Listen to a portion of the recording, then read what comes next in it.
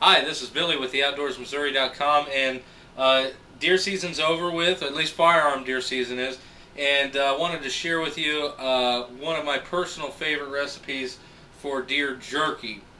Now, when we're processing the deer, a lot of times you're left with some cuts that a lot of people call stew meat.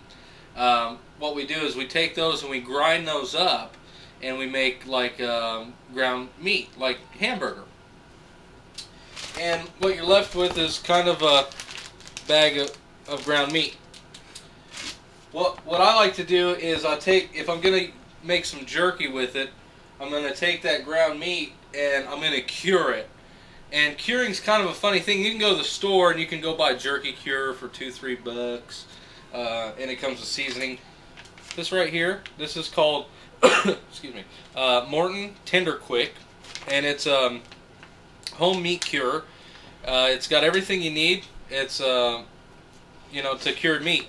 You put in about a tablespoon per pound and mix it up in there real good, and you leave it in for at least 8 hours. I like to leave it for 24 hours, and it turns it this brown color.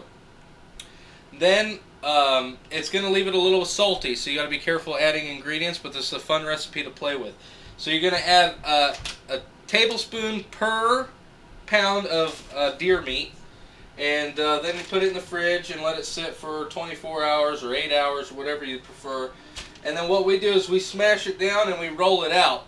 And some of our favorite ingredients that we like is we like to use coarse chili for the spice. We use hot sauce. We'll also use things like teriyaki, but you got to be real careful with the teriyaki because it does add extra salt.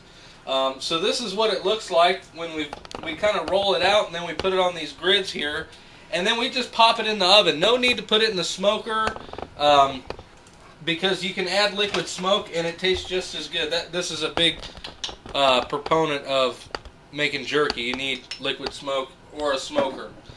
And when it's cooking, we put them on these, and then once they're kind of done, we put them on the top rack, and that's what it looks like when it's all pretty much done.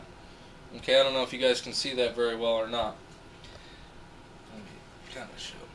And that's what it looks like, and then we just cut it off into strips and eat it, you know, after it's cooled off. So those are continuing to cook a little bit. And but this is what it starts out with. It's rolled up.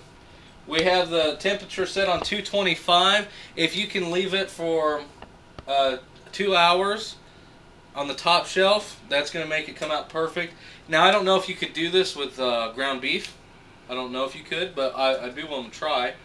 And the lower the heat, the better. You want it to be around 180 degrees for about 4 hours. That's going to be your best dry, brittle jerky. But for that stuff like they sell at the store, it's real tender and soft. 2 hours at 225. And I would love to hear some of your guys' recipes, and feel free to go ahead and send those in to me through the comments.